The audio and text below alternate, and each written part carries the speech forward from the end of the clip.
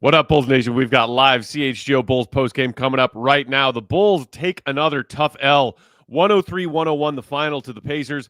Pascal Siakam hits the dagger after a back-and-forth struggle to score for both teams in the fourth quarter. What exactly happened? We'll try and break it down next.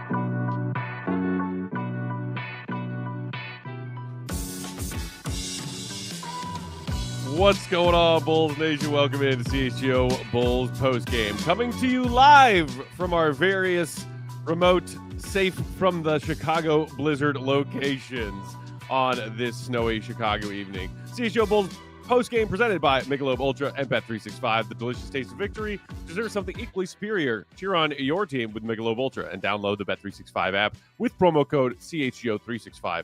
When you sign up, whatever the moment, it's never ordinary at Bet365. Bulls Nation, hope you are staying warm wherever you are to help you deal with that cold, bitter L that we all just watched. I'm Peck, Bulls _Peck, that big Dave, BAW, BAWL Sports, Will the Go Gottlieb, Will _ Gottlieb, and behind the controls, the one and only Sarah Bear helping us out. That was a tough one to watch. I felt like this is a game the Bulls needed to win. It's hard to call any game a must win this early on in the season, but when you are coming off of 2 L's to those teams like the Pelicans and the Hornets, including getting 3 days off in between those 2 bad L's, I know it's the second night of a back-to-back. I know you're shorthanded. It was also the second night of a back-to-back for the Pacers. The Pacers are also shorthanded. I don't want to hear any excuses after this L tonight. And it looked for a second like the Bulls were going to establish tonight at least that they were the better team, gentlemen. They went up 97-90 with just under 5 minutes to go in the fourth on a couple of little, short mid-range flip shots from Herter and then Vooch. 97-90, a 7-point lead, under 5 to go. Then the Bulls offense, the wheels kind of fell off for a few minutes there. The Pacers hit a couple of big shots after they couldn't hit anything for most of the fourth quarter. And now you're in a one-possession back-and-forth battle for the final couple of minutes. And the Pacers had the ball last on a tie game. Credit to Tre Jones, and honestly, credit to Billy for that out-of-bounds play design he drew up. That was beautiful. It worked perfectly. But the one downside there, instead of trying to draw up yourself, a 3-point shot, a good-looking one for the win, and no time left on the clock, you got the tie. You give the Pacers the ball back for the final shot. Pascal Siakam, to his credit, hits a really difficult shot, a tough baseline jumper over the outstretched arms of Matas Buzelis, who did his best to contain him on that final possession. And that's the way the cookie crumbled on that one, Dave. Yeah, and crumble it did. That just bad. I mean, for the last 4 games, you played the Wizards, the Pelicans, the Hornets, and the Pacers. And you're 1-3 against those teams. And the one game you won was the Wizards, which you had to win at the end. Like you had to win on a buzzer beater. So you could easily be 0-4 in a stretch where you were looking at it like they might be 6-1. Could go 6-1 in this. And all of these L's have been on the road, which also for me says kind of something about, that toughness, that because you got to be a little tougher, to win on the road. But regardless of all that, it's the Pelicans, the Hornets, and the Pacers. And you just said it, Matt. I don't want to hear nothing about full strength. It's the Pelican, Hornets, and Pacers. I don't want to hear nothing about, oh man, they just didn't have that tonight. It's the Pelicans, Hornets, and Pacers. Come on. Like, these are the teams at the bottom of the bottom. Like, not just hanging out in the middle where the Bulls, enjoy living. The bottom of the bottom, the worst of the worst. And you just lost to them. And in the first game against the Pelicans, you got ran out, gave up 143. Then you give up 123 to the Hornets. Now, to your credit, you gave up 103 to the Pacers tonight, but they still scored. Busted. Yeah, congratulations. But you still gave up over 60 points in the first half. So you still, were trash out there tonight when it came to that.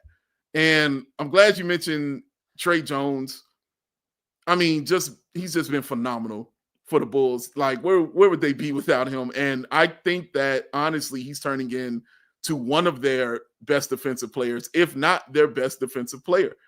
Like, even though he didn't really have it as far as the steals are concerned tonight, just the effort that he had and the agitation that he had and getting in guys' way and just knowing where to be, as far as the defense was concerned, and just hitting some huge buckets, 7 to 9 from the field. I thought Josh Giddey also played a real gritty, gutsy game for him tonight with that 17 points and the 11 rebounds and the 7 assists.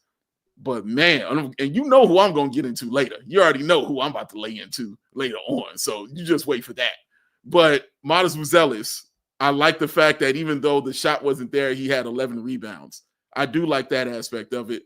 And he had 3 blocks tonight. I love the blocks. So I like that he showed himself there. But 8 points and 3 of 9 shooting is not going to cut it for me. I thought the Bulls were also bad at the free throw line as well. 56% from the free throw line is just never good. But yeah, man, it's for me, I can point directly to that free throw line discrepancy as to why they lost. But again, it's the Pacers. You should shoot 56% from the free throw line and still be able to beat this team. Like, there's no excuse other than you just being bad. So the Bulls were bad, and they've been bad, and sadly are continuing to be bad. No, I think you're absolutely right. And you look at like the 4 factors from this game, everything was basically even. It was, 103 offensive rating for the Bulls, 104 for the Pacers. Like, it's a close game. Turnovers were roughly the same. The Bulls had 13 of them. Pacers had 12. Offensive rebounds, 7 for Indiana, 8 for Chicago. And then the free throw attempts you mentioned, Dave, 9 of 16 for the Bulls, 8 of 11 for the Pacers. So the Bulls actually outscored them from the line. But yeah, you make 2 or 3 more of those, and it's a different ballgame. So we talk so much about like the margin for error with this team and like how little room they have to not screw up in any statistical category. Any element of the game could cost them. And, maybe it was the 3-pointers in this one. Maybe it was the lack of just, I didn't feel like there was like any urgency or tempo in this game at all. Like just getting into sets. I wrote about this in our instant reactions. Jay Huff scored 14 straight points to open the game. And it was just like, they can't contain a pick and pop. It's like kind of simple stuff. It's a tough action to defend because you have Vooch that's supposed to, be at the level, contain the ball handler, and you need help. Like he's not really able to, and not a lot of bigs are able to both contain the ball and then also get back out. So you need guys to rotate over, and like you're just not getting contests. He's wide open, and like if he misses one of those threes, he started 5-5. If he misses one of those 4 threes that he takes, the Bulls win this game. So those possessions accumulate over the course of a game, and when you don't have that attention to detail every single possession, you get maybe 2 in a row where the Pacers start to rattle off a run, and they went on a couple of runs, and so did the Bulls, of course. But like those things accumulate over the course of the game, and like 1 or 2 mistakes early can lead to 5 or 6 that happen throughout the 3.5 quarters. And now you're in a close game that shouldn't be a close game, and you've got to rely on a miracle shot from Vooch, or you get unlucky and it's Siakam on this one. And so just a tough loss, but I completely agree. Like this is just not a good team right now. They're not playing good basketball. They can't like break out of a bad funk that they're in. And I think that's pretty disappointing, especially for a team that like had some wins to start the season. So I don't know what's going to change. Something has to, or they're just going to like fall out of the play-in picture here. But this is like pretty disappointing stuff. And I feel like, I don't know, over the last 3 games, it's so early. These are small samples, but it just feels like there's sort of a sour taste in this season as a whole right now in a way that I did not expect. I did not expect this team when they were 5-0 to be a sub 500 team at all this year. I really didn't. I thought maybe they'd be a game or two, they'd maybe get down to 500, a game or two above. They're below 500 after starting 5-0, and it's not even 20 games into the season yet. Like that's really disappointing, and I don't know how they fix it, but it seems more like a collective malaise that they need to shake off than there's one player isn't playing well enough, or like one, they're not like one flip switch away from being back to 5-0. Yeah, and look, I guess the bright side of that coin is that on November 29th, if you told me that today was the first day of the season, the Bulls would have a sub 500 record, I would be shocked. But that's because I think across the spectrum of all Bulls fans, I came into this season with lower expectations than most of how good and how real this team would be. So there is that. But I think you're right to say that something has to change now knowing what we know about this team, what they are and are not capable of, and we just don't know what that is. Shout out to our guy, MK Hoops, who I saw in the chat early saying 9 to 10 players will get you off to a 9-10 start on the season. But, I mean, look at these comments, and we appreciate y'all for being here. Hit the like button while you're at it. Ye Grisal saying, yo, the Bulls are the worst team in the league. Nico Bellic, amateur players in Europe are better teams than this garbage. There are players who can't catch a simple pass, can't dribble, can't score from 1 meter, I believe, distance. It's ridiculous. Optical 20, how can you not tank after seeing these results? Acme, embrace the tank. Shout out to no expert who said, I'm going to say it, Matt Peck was right. He's been calling it all along. We let the bull frauds trick us. Shame on us for falling for it. Appreciate you. Of course, I'm always right. Ted Tank for Boozer saying, G manifesto, man. I like this team needs more than baby Boozer, says D-Law. So look, so the whole thing about like, yo, embrace the tank now. It's time. Like, let's go Cam Boozer. That's something that Bulls fans, myself included, have to admit is not one of the options in front of us, because it is not one of the options that the people who run this team are considering. It ain't happening. They're 9-10. They are thinking we just need to tweak some things. We need to play better. We need to tighten up on defense. We need, Kobe to stop resting on back-to-backs and a couple other things, which we got to get healthy, and we can still fix this. We can still turn this around. That is their mindset, I guarantee you. So it's not about turning towards the tank. That's not going to be the answer. It's how do you try to make the best of a bad situation, aka a poorly constructed roster. And sometimes it's winning tight games, and sometimes it's losing tight games, even to teams who are bad and shorthanded. Dave, I'm curious what you thought of Billy's final 5 out there when it turned into yet another clutch game for the Bulls. I believe it was Giddey, Tre, Herter, Vooch, and Matas were the 5 out there to close. And Giddey had a great dump-off pass to Vooch that ended up in a couple of free throws. That was one of the successful offensive possessions the Bulls had down the stretch. Vooch also missed a couple of ugly threes. Herter missed an ugly 3. Then there was maybe a bad for the Bulls no call after Vooch had a great offensive tap-out rebound, and it looked like the Bulls were going to get another shot, another possession. Herter gets stripped and fouled, and then the Pacers get an easy quick 2 the other way. But what did you make of Billy's final 5 out there and what you saw on those last offensive possessions?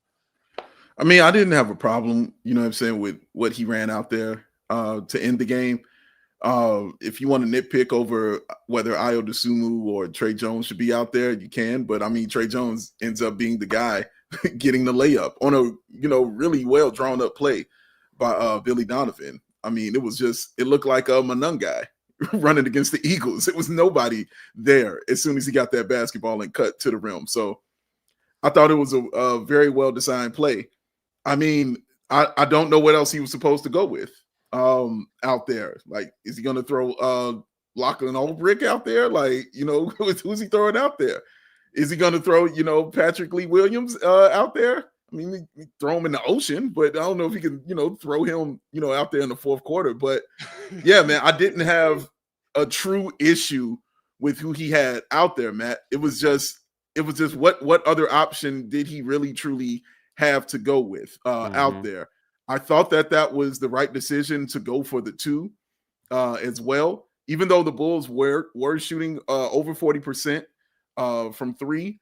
I still thought that 2, just the way the game felt and the way the game was kind of going, I was like, if you get that open on a 2-point bucket, yeah, you take that shot and you see what happens on the other end. And then you remember, don't they got Pascal Siakam? Okay, well, now you got to deal with that. And you would think you would try to, put your best defender, I guess, out there to get on him.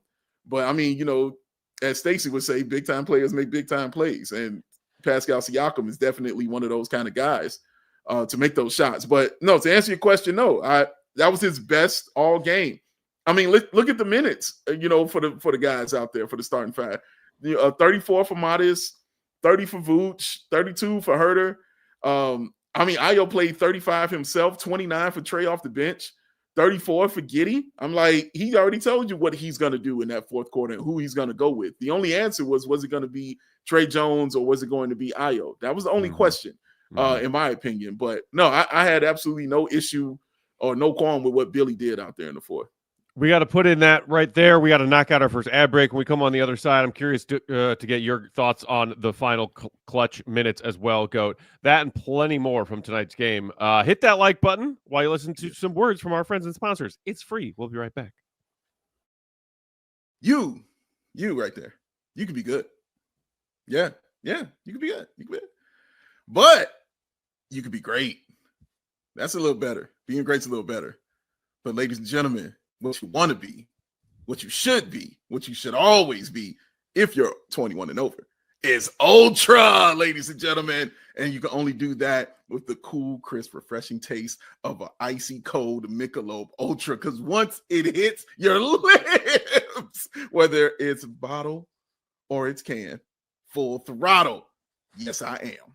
Oh, I just rhymed that for no reason. Well, Big Dave, why is it Ultra? 2.6 carbs, 95 calories is why it is Ultra, ladies and gentlemen. A superior, smooth taste that is worth playing for. And it is the official American beer sponsor of your Chicago Bulls. The superior game meets the superior taste. Hello, superior game. Hello, superior taste. Meet each other. Say hello.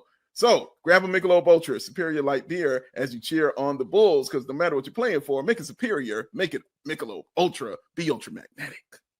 CHGO Bulls is also brought to you by Circa Sportsbook. Whatever the sport, the app to bet is Circa Sports Illinois. Circa Sports is sports betting the way it should be. Circa Sports Illinois has high betting limits, low hold, and exceptional customer service featuring real human beings to talk to. Ain't that a rare treat these days? Bet on all your favorite teams in every game this season. Spreads, props, futures, even in-game betting, Circa Sports has it for you. And Dave, you know what I'm looking forward to this Sunday? Stress-free betting on football because the Bears already got a W in their pocket. It's the best kind of football betting. Fun to bet like a pro from anywhere, anytime in Illinois. What are you waiting for? Download your new bookie today at circusports.com. Must be 21 and older. Gambling problem? Call 1-800-GAMBLER. We back. CHGO Bulls postgame rolled along live on Saturday night, breaking down the Bulls 103-101 loss to the Pacers. Hit the like button if you didn't do it during the ad break. We got a super chat here from Ryan Smith for $20. Appreciate you, Ryan Smith, who said, "This game made my stomach hurt. When I finally had gas, I could have sworn it whispered, Bulls roster is bad." Fantastic use of that super chat button. Anybody else out there at Bulls Nation who's got jokes about tonight's Bulls loss, throw them our way in super chat form. But meanwhile, you know what won't make your stomach turn, Big Dave and Goat, is the incredible savings now available in our CHGO Black Friday through Cyber Monday sale going on right freaking now. Save up to 90% on select items. Save 30% off site-wide. Take advantage of the pre-sale order of some of our newest and coolest items featuring a brand new t-shirt. Boozy! Look at it. Grown. 14. Black Zealous. It's black. It's red. It's white. It's beautiful. Pre-order it now and do so with that incredible savings available in our Black Friday through Cyber Monday sale going on right now. Do it. What are you waiting for? Get some holiday shopping done for yourself and for your loved ones if you're feeling like it. All right. That shirt is so dope. I can't say that enough. It is very dope. Shout out to our guy Eric, and shout out to everybody who used the think tank to chip in on that one. But circling back to another clutch minutes game, Goat. What did you make of Billy's final five and those final few possessions? Because honestly, I think there was some good execution there, but to Dave's point about that quick sidelines out of bounds Tre just sprinting to the bucket to get the quick two in the tie. The Bulls didn't shoot terribly in this game, but they were shooting terribly in that fourth quarter. Like I mentioned earlier that Herder and Vooch chucked up some break threes late in that game. We also saw Matas Buzelis pass up a couple open looks at threes late in the game because he was maybe second guessing and thinking, do I want to take this three right now? So what did you make of the offensive execution for the Bulls? Because we know that this is a team that struggles defensively. Yeah, I think just, to add some context, like I'm seeing a lot of comments right now about frustration with not having enough defense out there in the fourth quarter. Some people calling for Jalen Smith. So I just wanted to lay out the injury report because we didn't have pregame today. Yeah. Jalen Smith was out. Isaac Okoro was out. Julian Phillips was out. Dalen Terry was out. Am I missing anyone? Kobe was out. He didn't play. And apparently that was the last game that he will sit out on one or the other night of a back-to-back. So hopefully just having some health back in there will help them. But as we've talked about, there just aren't a lot of levers you can pull with this roster. Even Jalen Smith, I don't think is a very good defender, honestly. I think he's okay. I think he blocks some shots. But as we've talked about, there's a lot more to defense than just blocking a shot here and there. And I think Matas is a good example of that too. 3 blocks tonight. I actually thought he played a pretty good game. He got absolutely bowled over by Siakam on one drive. Just put him into the ground. And that's an example of he needs to get bigger. He needs to get more physical. I think that will take time. I think that will be something that happens down the road. I'm not really worried about that, but he's just at a point right now where he's not really an elite defender, despite having 3 blocks and a steal. Okay, maybe if I'm a fantasy basketball player, I'm feeling pretty good about that. So for me, I don't really think that there was anything different that I necessarily would have done in that closing unit. Maybe I think the only adjustment you could make was Ayo over Herder. I thought Herder played okay. He had that one 3 where he kind of bailed Vooch out, coming around the mountain, pulling on the move. And I really value that as a movement shooting element that they don't really have from anybody else. Ayo very much standstill shooter. He can obviously attack closeouts and drive, but he's not someone that's flying off of screens, catching and shooting, and really forcing defenses to have to pay attention to him when he's not on the ball. And I think that's the value of Kevin Herder, whether he's making or missing shots, you're paying attention to him. You have to defend him. And that means you can't load up and play defense on the other side. And so when he's on the weak side, that means you're playing pretty much straight up. And I think that there's a lot of value in that from an just on-court perspective that's outside of his makes and misses. For me, I was probably okay with it. The quick 2 is always kind of a debate. I'm fine with it. They got the points. In a situation where you're down 2 and you have less than 10 seconds to go and you have the ball, you want to get a bucket. They got a wide open shot at the rim. That was probably their first option, and it worked out for them. I would imagine that there was another player, whether it was Herder, coming off of a screen there on that handoff where he maybe could have gotten a 3. And then, on the defensive side, if you have, let's say you did have Ayo in there instead of Matas, and you wanted to go all 5 out shooting, spacing, then who's guarding Siakam? And Matas, got to contest up. I don't think he, obviously didn't block the shot or alter it or anything like that, but he gives you a better chance to defend in space against Siakam taking an isolation jump shot with, 3 seconds left than Ayo would have in that position. So I didn't really have a problem with it. And then you can say you're frustrated about lack of defense. To me, that's a roster issue. It's not a Billy Donovan issue. And we've talked about that till basically every episode that we've ever done. So I just don't know what more that they could have done here. And, Pat could have been in that game. I do think he's at least more physical in the sense that he can maybe keep Siakam from getting to his spot in the same way. But Patrick played horribly. That was one of the worst individual performances I've seen in a really long time from any player. 1 of 7. And that's saying something. 2 rebounds, and that's it. I mean, it wasn't the Tony Snell where it's you just don't even really notice him. It was he's actively hurting you out there. So I don't blame Billy for not putting Patrick out there. He was horrible tonight. So sorry, finish your thought. No, it's just what was he supposed to do? Yeah. Again, I do not think, given the people he had available tonight, that Billy had a lot of better options. As far as his final 5, you could say, hey, Emanuel Miller and Lachlan Olbrich were at least looking active and contributing in the ways that they could earlier in this game. Miller played 7 minutes. Lach played 11. Maybe you would have liked to see them get more run earlier in the game, but I'm not asking Billy to have them on the floor late in a tight one. Excuse me. But yeah, Pat, what are you oh, Pat should have been out there for defensive stops late in the game. No, dude, come on. He played 17 minutes. He had 2 points and 2 rebounds. And you know what was nice, Dave? I feel like it had been a minute since we'd seen one of the patented Patrick Williams wide open blown dunk attempts. I feel like those were becoming a thing of the past in like a way that's like, good, please convert your dunks, 6'8" NBA player. And also a little bit sad because they always kind of made me giggle. But oh boy, did he give us a classic tonight. Oh my God. Who is this dude? And why is he still on my team? Why is he still on this team? I never understood. They never understood. Come on, Shady Rays, help us out. I mean, like, I'm looking at the box score for Patrick Williams. And I'm like, oh, okay, yeah, Pack, not a bad game. Hey, 6 points and a rebound. Oh, I'm sorry. That's Emanuel Miller in 7 minutes. This dude played 17 minutes? 1 of 7 from the field? It was an atrocity. It offended my basketball sensibility to sit there and watch this dude out there tonight. I mean, he was pure, uncut, 100% grade A USDA ass. Ass, and more ass. The whole ass and nothing but the ass. Patrick Williams was ass, bro. And the dunk, I was saying he was ass before the dunk even happened. After the dunk, it just raised that level of it out there.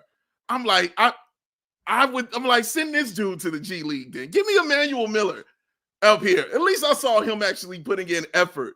At least I saw him drawing offensive fouls and hitting a 3 or 2 and just basically being happy to be out there playing in the NBA.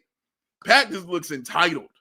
Like, yeah, this is what it happened. Yeah, I'm going to get out here and I'm going to do this. I'm going to cross myself over. I'm going to miss a couple dunks. Hey, I'm going to go up, jump really, really high, and hit it off the front of the rim. I still don't get that one, how that happens and occurs, but it does. It's a classic by him. He is ass, bro. I don't have any other word for it. I'm offended now when I sit and I have to watch this dude play basketball, but especially tonight, more than anything tonight. And like you said, Matt, like it was a bad game and one of the worst. But like Matt said, that's saying something that this game is like one of the worst from him because we've seen some truly putrid games from him. But as of late, it has been glaring as of late, just how bad he has been, man. And I feel like his minutes, and again, he only played 17. I feel like cut him some more. Cut more of those minutes, man. What is he deserving? What is he earning? How is he helping you? What is he helping you do out there? Well, he's big and he's tall. Great. It's a bunch of those dudes in the G League right now. A bunch of big, tall dudes who could just stand in your way right now for less money right now. All right? This dude is not good. And it just has been upsetting to sit and watch it turn into this. I don't like speaking like this about this, man. This dude, we're rooting for him, man, all last year. Year before that, we're rooting for this cat. But it will always come a point in time where you stop hitting your head against a brick wall and you say, all right, it just is what it is. You just accept it for what it is, man. But now it's that time to say, okay, I'm looking at the rest of my roster and I'm trying to see who else wants to play and deserves minutes out there because his need to be severely cut, especially with the losing that's been happening and him being directly involved with it, with that losing out there, man. He has been ass. Make no mistake about it. Pure, uncut, not stepped on ass. Is that our pal Steph? No, I see hanging out in the chat who says we need a USDA grade A ass shirt in the CHGO merch store. I'm for it. Dr. Professor, love when Dave pops off like this. So tired of P. Will, bro. You want to know the sad part about it? Bulls aren't trading Pat unless they attach a pick to him. He's that awful. I think South MU said, so are we done calling him Lee now? I mean, that's your call, Dave. Lee Williams. I'll still call him Lee, but it ain't made no difference. Lee is half ass. Look, he's still ass. Yeah, piling onto a player like this, like it's not fun. Like I wish we weren't doing this with a player who was a former 4th overall pick by this organization and now is on a second contract and grossly underperforming it. The person who looks worse than Patrick Williams in this is Arturas. Like that's the real villain here, y'all. Let's not lose sight of that. If Patrick Williams, contrary to his own statement from last year, does not in fact got game, okay, it happens with NBA players. Some bust, some are underperforming compared to expectations. AK is the one who signed him to another 5 years and $90 million. That's criminal. All right, with that, we got to hit another break right now. We will come back. More thoughts on tonight's game. Keep your thoughts coming in the chat. Appreciate you hanging out with us, Bulls Nation. Group therapy. It's always helpful after games like this. Hit the like button. It's free. Here's some words from our friends and sponsors. Hey, Sunnyside Cannabis Dispensary. Oh, it is a beautiful place, ladies and gentlemen, where you can go and elevate your mind and yourself and just be free and happy. Sunnyside Cannabis Dispensary, y'all. They are our friends, and they are here to elevate your football season as well. Sunnyside is your home for judgment-free shopping. They have a crazy selection with over 100 different strains to choose from, with easy online ordering and in-store pickup. Wherever you are in Illinois, Sunnyside has got a location just for you. You can go as far south as Champaign or as far north as South Beloit. Shout out to the Fighting Beloits. Stop in the store nearest you for expert guidance from their staff. You can use that promo code HICHGO at checkout to qualify. For returning customers, use CHGO50. Exclusions apply. You can head to that website for Bright Buys every single day, including 50% off your first 3 purchases. Sunnyside Cannabis Dispensary, Bright Buys every day, only for 21 and over or Illinois Met card holders. CHGO Bulls is also brought to you by Prize Picks. Dave, we make decisions every day, but on Prize Picks, being right can actually get you paid. Don't miss any of the excitement this football season on Prize Picks, where it's good to be right. Prize Picks is simple to play. Just pick more or less on at least 2 player stat projections. If you get your picks right, you could cash in. On Prize Picks, how you play is up to you. If you want flexibility, choose Flex Play, where you can get paid even if one of your picks misses. I love that. And if you want the biggest payouts, go for the power play. No matter your play, Prize Picks is a great way to put your takes to the test. Prize Picks puts their users first, so all withdrawals are fast, easy, and secure. Prize Picks offers Venmo, Apple Pay, MasterCard, and more for quick and easy deposits into your accounts this football season. Download the Prize Picks app today. Use promo code CHGO to get $50 instantly after you play your first $5 lineup. Prize Picks! It's good to be right.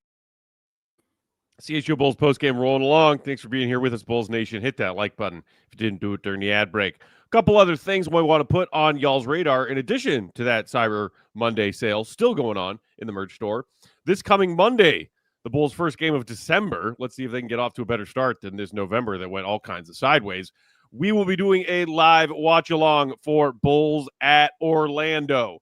December 1st, 6:30 p.m. Central Time. Tip-off for that one.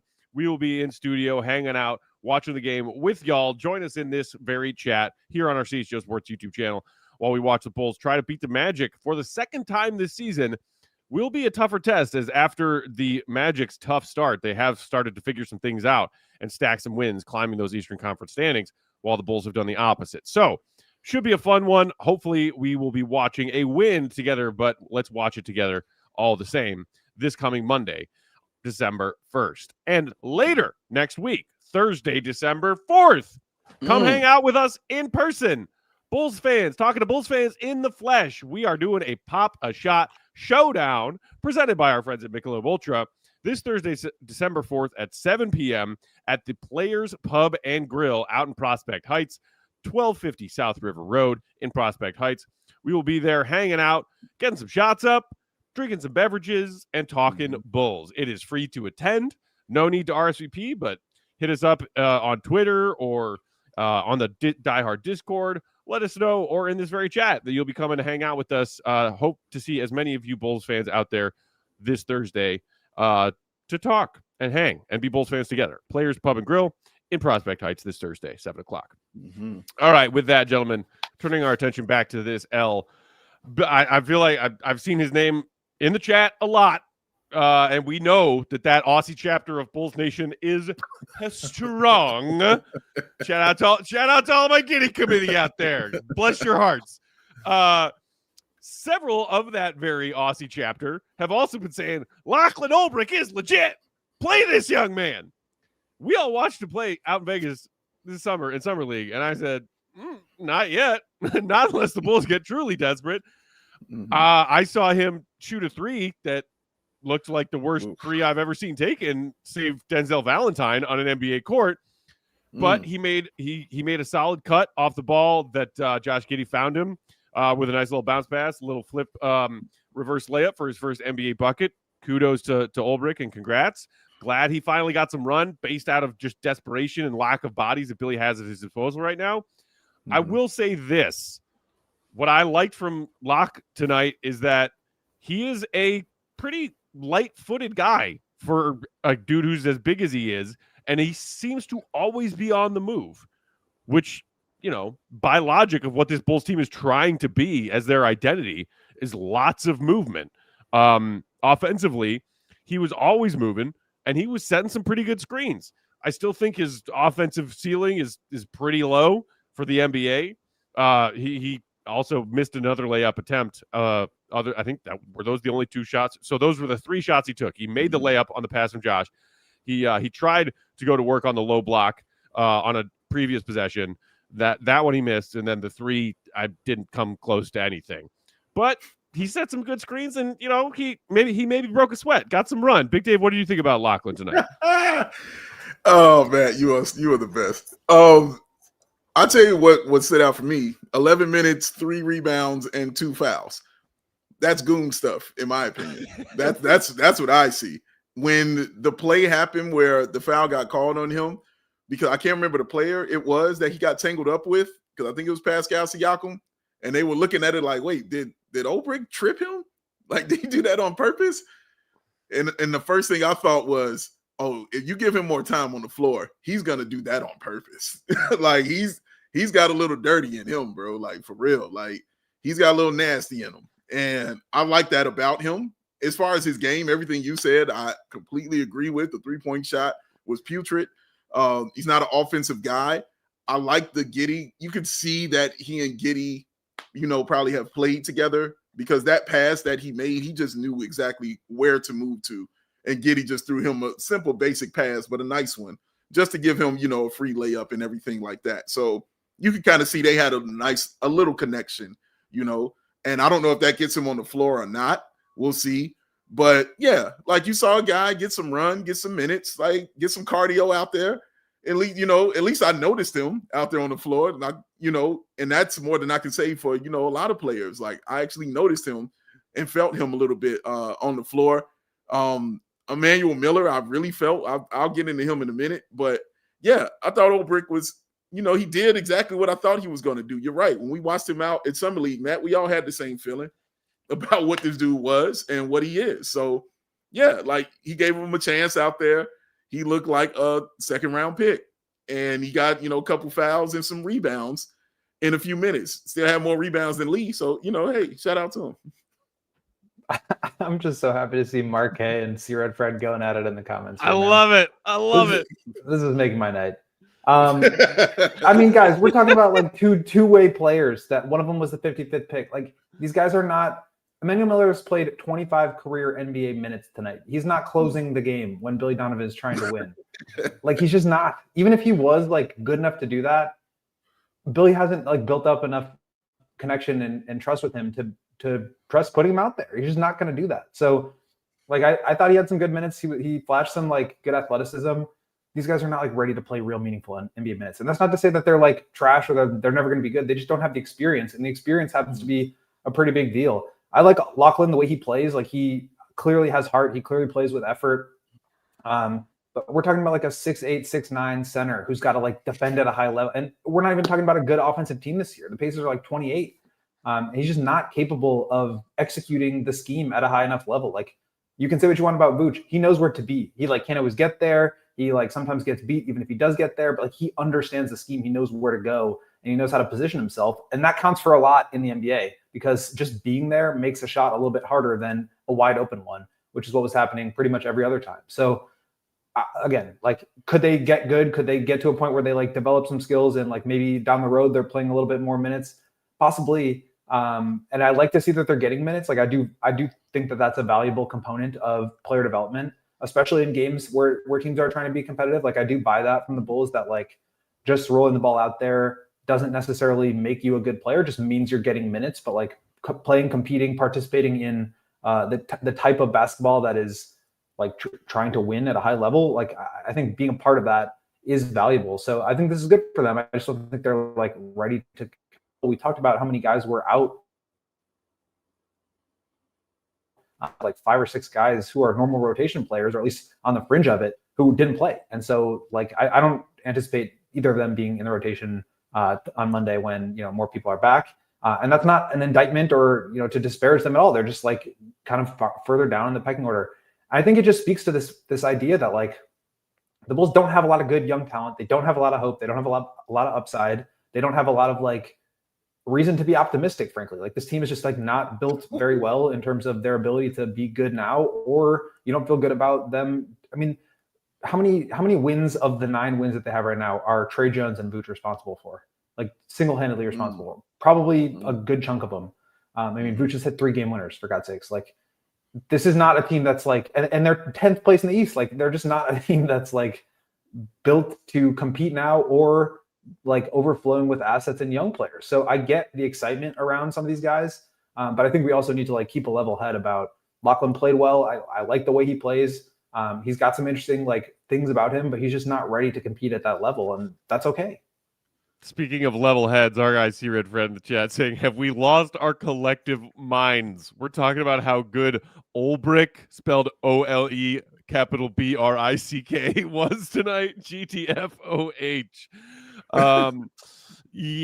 Lockie has heart. P. Will has turnovers, says Dirk Nowitzno in the chat. C-Red, hey, I wouldn't. Got no turnovers tonight. Hey, hooray. I wouldn't pick Olbrich first at Lifetime Fitness, says our pal Fred.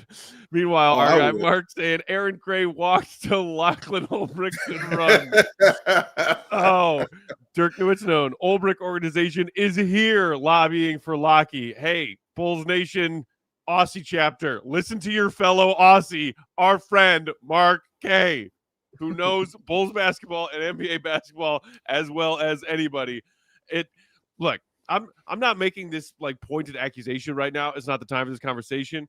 But the belief in Josh Giddey, I can understand. Like as like Aussie pride. Hey, this guy, he's an NBA talent. Look at what he does for Australian national basketball team, and look at what he's done early in his NBA career. I get that. I think it's a bridge too far when you're like, start Lockie. Why didn't Lockie play more minutes than Vooch tonight? Like, can we just take it down a notch? Just like a little bit. You can be rah-rah and root for guys from your home nation. That is fine. And look at the NBA. It is an international league now more than ever and only turning more in that direction. That's great. But just keep the context and expectations and like arguing and talking points based on reality. Because did I see an NBA player who should be playing 15, 20 minutes a night in what I saw from Lachlan Olbrich tonight? No. Yeah. No, Matt, how do you tell it all the time, man? You say fan how you want to fan. Sure. That's how they want to fan. You know what I mean? So do it how you feel like doing. And I mean, the real is going to be the real. It's nothing you can do about reality. It's going to be what it is. You know, you can either believe in that or not. But the reality is he's not good. No, he's not ready. We understand all that, but you want to root for him, you think he should be in there. Sure. I did that with several players, you know what I'm saying, on this team. Are you kidding? But yeah, like he's not ready. It's really that bottom line of it. He's not ready, and he got that opportunity probably because, or as Goat said, everybody was injured. Nobody was out there ready. Because I feel like if Essengay was out there on the floor, he would have got those minutes. He would have got that opportunity out there on the floor tonight. But yeah, there was definitely a young man on the bench who I didn't even know when I was watching the Bulls during the timeout. And I was like, yo, who is this dude right here? I have no idea. But that just shows you what it was. Flowers, baby. It just shows you what it was tonight, though. Like, it just shows you where it was tonight. But I will say I did like Emanuel Miller. I did. I liked how he played tonight, man. It didn't look too big for him out there on the floor. He didn't look like, he was lost on a few plays for sure. I'm not saying that. I'm not saying, dude, just start playing this guy all these minutes. I'm not saying those things, but I will say he looked nice and he looked solid. And I appreciated that aspect of it, especially because I had to sit there and watch Lee do what he was doing out there on the floor. So him hitting those threes, him taking those charges, him just being, putting forth that kind of effort on the floor and not looking like the game was too much for him. I appreciated that. We got to knock out one quick final ad break right now. We come back, wrap up with our final thoughts on tonight's game. Y'all's final thoughts. Keep them coming in the chat. Throw us a super chat at the buzzer if you feel like it. And I did want to touch on Ayo and Josh in that impromptu starting backcourt tonight a little bit more, because I feel like they deserve some flowers tonight despite the tough loss. Hit that like button while you listen to some words from our friends and sponsors. It's free.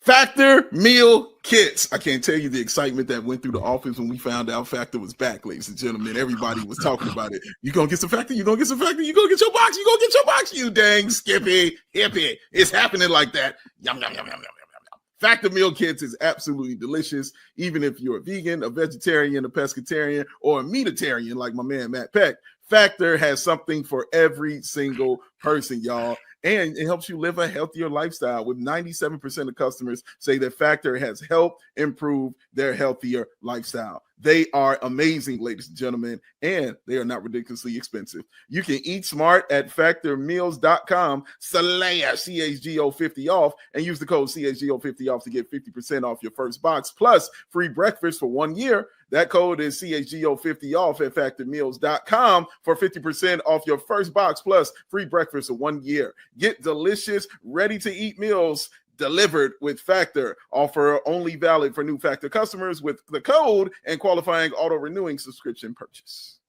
CHGO Bulls is also brought to you by Mando. What separates Mando from other deodorants? It is a whole body deodorant. That means it's safe to use, yes, of course, in your pits, but also your balls, your thigh folds, your belly buttons, your butt cracks, even your feet. Mando was created by a doctor who saw firsthand how normal BO was being misdiagnosed and mistreated, and it's clinically proven to block odor all day and control odor for up to 72 hours. Choose from a variety of fresh scents like bourbon leather, clover woods, Mount Fuji, or Pro Sport. That's the kind Patrick Williams probably should use. Mando starter pack is perfect for new customers. It comes with a solid stick deodorant, cream tube deodorant, 2 free products of your choice, like a mini body wash or deodorant wipes, plus free shipping. And as a special offer for our listeners, new customers get 20% off site-wide with our exclusive code CHGO at shopmando.com for 20% off plus free shipping. That's SHOPMANDO.com. Please support our show. Tell them we sent you there. CHGO Bulls postgame rolling along a little bit later into Saturday night, breaking down the Bulls' loss to the Pacers. Hit the like button if you didn't do it during the ad break. I did want to give some kudos to Josh tonight. I thought he played a really solid game. Had a couple of what I would call unforced turnovers, but I've just come to accept that is a part of who he is until it's not. But he also just had, I think, a really quietly efficient night. He finished with 17, 11, and 7. Always love to see the rebounding numbers had dipped a little bit for Josh, and that coincided with the Bulls getting punked on the defensive glass and some of these bad L's they've taken recently. So I like to see that work he puts in on the board every night. Want to see that every night. And kudos to the Bulls. They only surrendered 8 offensive rebounds tonight. They still lost this game, but that was not one of the biggest culprits when it has been in some of the other recent L's. So that's nice. And also, Josh, look, I still think that this is one of the least athletic dudes in the NBA. And it's like my eyes are watch Josh Giddey. It doesn't make sense. It makes my brain hurt.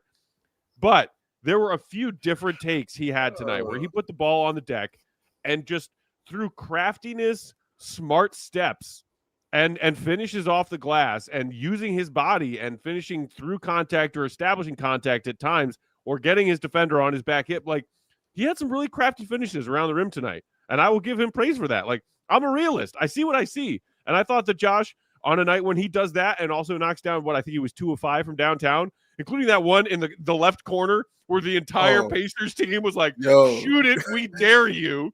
And he had all day. He was like, all right, call me, knocked it down. That's great. I will give Josh Giddey flowers for stuff like that. Yeah, he had a real solid game tonight. I just like the way it felt. It felt more gritty for me tonight from him, and it feels like the Bulls kind of needed that. And the one thing I like about him is he is the same every single game as far as his temperament, as far as his mentality. He is really trying to win every single game. And I think, and listening, because I was listening to the Pacers broadcast for this one, and they would say the same thing that we would hear other broadcast teams say about him. You don't realize how big he is until he's in front of you. And Josh Giddey knows that. And I mean, he uses it all the time. That dude uses his size as a super weapon all the time. And especially when the team scores on the other end, you know how Ayo likes to get the ball and go down, and just run past everybody and try to score. No, Giddey's going to get the ball, run down, and run you over and try to score. And sometimes, majority of the time, it seems to work for him. But there was one play, he was going so fast and so hard that when he threw up his floater and they called the foul, I mean, he hit the stanchion like, pow. And I mean, hit it hard, because that's how hard he plays and how hard he's going out there. But yeah, he's trying to win every game. And I like just the consistency that I'm seeing in his game from game one to this one right here. We already knew he was going to put up numbers. That's not what I mean by that. But just the way he's doing it and the effort that he's doing it, that's a very hard style to play that consistently every single time. And I've yet to see him just take a game off from that style. No, it has been relentless every single game, man, and it's working well for him. Yeah, I think he played well. For me, it's always I'm less concerned about the points, rebounds, assists, and I'm more concerned about the kind of rim pressure that he's putting on. I really appreciate. I think the 3-point shooting to me is just it's real at this point. He's going to be a very solid shooter, especially when teams leave him open. He's going to make them pay for that, but still, you have the question of what is that costing you on the other side when you're playing 4-on-5. And if he's going to shoot 40% on those, then they need to keep feeding him because they just need to be able to generate more efficient points. And I feel like the one thing I'm feeling I want more of from Giddey is scoring. I think that will open up so much more for him as a facilitator and as a playmaker. Some of that is going to just have to be around the rim. I think he got blocked 2 or 3 times. He had that one that was just skied from J Huff, and then had I think at least one more where he was blocked. And he's just he's got to be more physical. I want to see him every single possession. If he's going to dominate the ball, I want to see him basically every single possession trying to drive and put his shoulder into somebody and finish at the rim. He has to be basically he has to be Giannis almost. If he's going to dominate the ball like that and not be able to pull up and shoot and not be able to score off the dribble from the perimeter, he has to be putting his body into plays and going to the rim. And he does it. I think he's gotten better at it. I'm not saying he hasn't gotten better at it. He for sure has, but it needs to be relentless, Giannis level, I think, for him to really maximize his skill set, because he's not an outside scorer. He's now a guy who can make you pay if you leave him open, but he's not pulling up for 3, in transition. He's not, taking off the dribble threes when teams go under him on screening actions. He has to insert himself into every single play as a scorer. That's what's going to open up his passing. And you'll see, he's going to get assists regardless because he's just dominating the ball. Bulls play fast and they get open looks. Can he really take the scoring to the next level? I want to see him around 25 points a game. You just don't see a lot of guys in the league with the kind of usage that he has that aren't elite scorers. And I think that's going to hold the Bulls back until he becomes an elite scorer. And that's going to be a tough task. Again, I'm not saying he's bad at it. I'm not saying that he can't do it. Certainly he's taken huge strides to get to even where he is now. But I think he needs to keep getting better and better there, because that's how you unlock somebody like him with his skill set, is you have to become an elite scorer. And I just think he's not quite there yet. Again, not a criticism. It's just that's where he needs to go. For me, that's the next step. And I'm thinking about next steps. I'm thinking about the future when you're talking about a team that just lost to the Pacers, Pelicans, and Hornets, and you are now under 500. These are the things that you have to be thinking about. You have to be forward thinking about this team. And if you're built around Giddey, if he's the $100 million man, if he's the point guard, that's what he's got to do in order to get you out of this middle.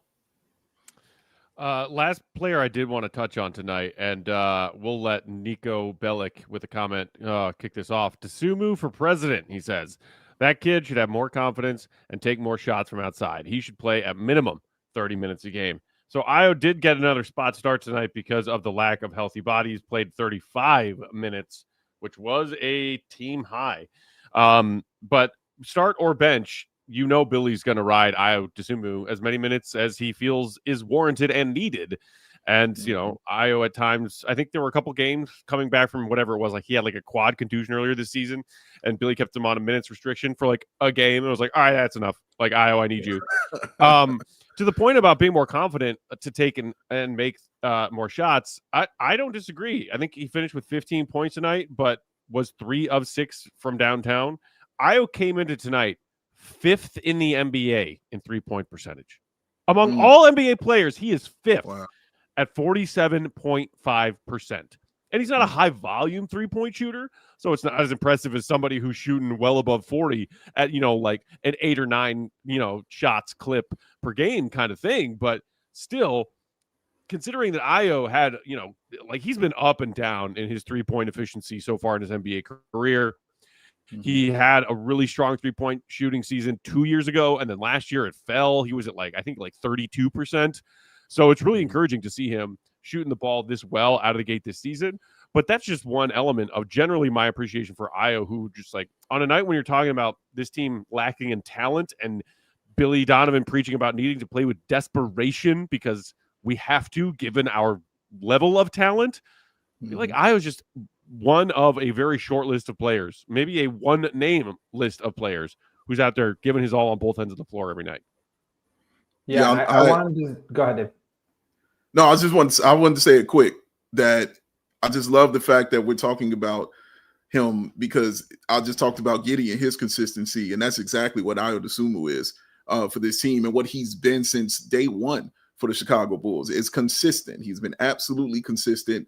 You can hang your hat on what he's going to do on the floor. He hasn't really changed about his game for anything because nobody's been able to, catch up to it yet. He's still doing the same things. He's just refined them. He's just fine-tuned them. And it's made him just so much better to where whether he's starting and coming off the bench, you know what you're getting from Ayo Dosunmu, and it's going to be something good. Yeah, and again, trying to be forward thinking about it because he has been great. I feel like we've talked a lot about how well he's played, how consistent he's been, the ability to get downhill behind the defense, just putting pressure on the rim. All that stuff's remained consistent, and that's what I want to see more of. I want to see the consistency from him where he's not going. I mean, his 3-point shooting over his career, 37.5% his first year, then 31.2, then 40.3, then 32.8, and now 47.5 coming into this game. He makes 3 of 6. It's going to be around 48.5% after this. That's probably going to come down. Just it is that's kind of how that will work. But can you level off around 40% and just stay there? I don't want to see these highs and lows. I think he needs to try to find some more consistency there. And I do think a lot of that is just context dependent, right? It's if you're feeling you're in a good rhythm, maybe that puts you in a better spot. When you're playing the style that the Bulls are playing right now, I think that really caters to his skill set and allows him to be the best version of himself. Whereas in years past, that hasn't always been the case. And he's doing a little bit more standing around. So I think he can be a more efficient and consistent 3-point shooter. But I think that's true across every element of his game. I just want to see that continue to stay steady. We're seeing kind of the best version of him right now. Let's see how it looks in 10, 20, 30 more games. And let's see how it looks again this time next year. I hope that it's not those high, peaks and valleys, those dramatic swings in terms of his percentage where you just don't really know what you're getting on a night-to-night basis, or he goes through a hot stretch and then a cold stretch. The consistency, I think, for a player who's, 25, 26, something like that, he's got to get to a point where what you're getting from him a little bit more consistently, and hopefully it's this version of him because this has been the best one. As we wrap up with just a couple more thoughts tonight, as we head to a short OT session, overtime. If you are watching on one of our various streaming partners and services and want that OT content, just head to allchgo.com. So I think we had a super chat that we didn't get to yet. Sean Waters threw us a $2 super chat who said, Bulls have the worst front office in Chicago history. This one specifically, I don't know. Either way, that's a long competitive list. But I think it goes back to our Patrick Williams conversation from earlier tonight. And this isn't a Patrick Williams problem. It's a bummer that he is the player he is, but that's an AK problem. And it's one that could have been solved by not immediately signing him to a guaranteed 5 years and $90 million more when there were very few reasons looking at AK in the face telling him to do that. And it's one of several questionable decisions is the kindest way I can put it. And I don't feel like putting it kindly most often, but I'll give it to him tonight.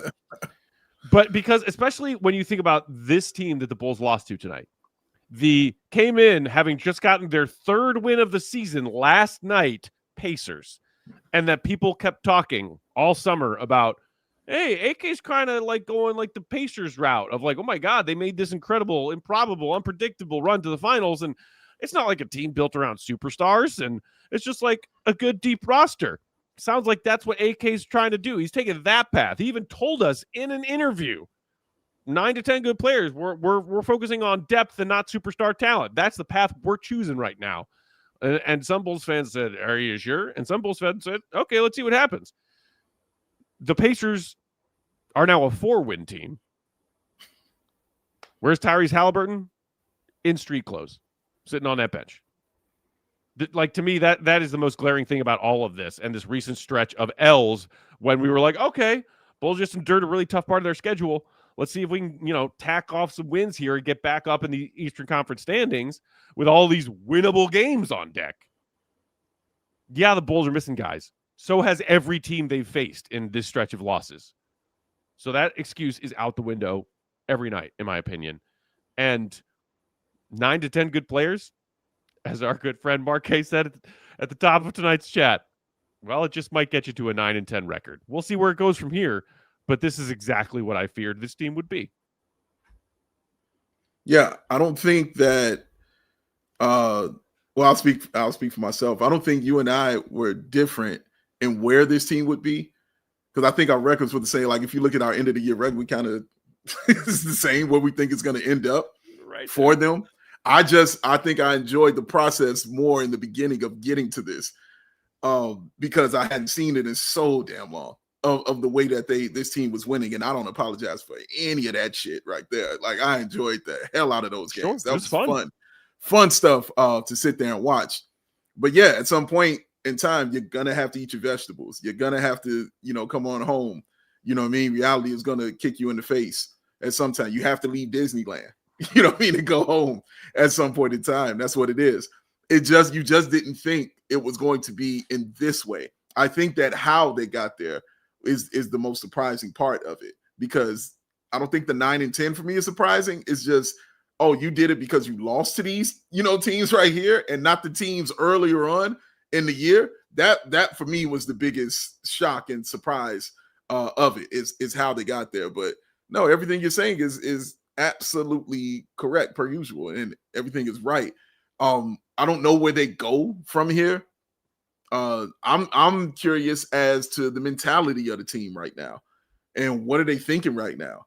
And I'm trying to watch body language and seeing how guys are moving and seeing how they're talking right now, because this is a slump that you're in right now, including that Miami Heat loss that just told you, oh no, you are nowhere near this kind of level that you're talking about that you're on.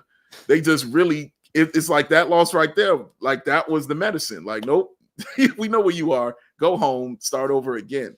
So yeah, they got a lot to fix and a lot to attend to. I just don't know where it starts or where it begins or how they, get into it because of the roster that AK has built. We talked about this all off season. Fine. You want to be the Pacers? Cool. Who's Tyrese Halliburton? Great. Who's Pascal Siakam? Like, which one of those guys is that? Like, who is going to be that guy for your team? So until that can get answered, until you know what that's going to be, you're going to have this team right here who's going to, pretty much live in the middle. And it makes you sort of hope that they don't, as we talked about last night, they're now in a position where they can make some moves, which has not been the case over the last several years. So you hope that they don't get too desperate to where now they're like making some short-sighted decisions to try to get themselves out of this, because you called it a slump, Dave. Is this a slump, or 14 games now where you start 5-0 and then you go 4-10 after that? Like, which is the outlier of those in terms of sample size? Is it the 14-game sample or the 5-game sample?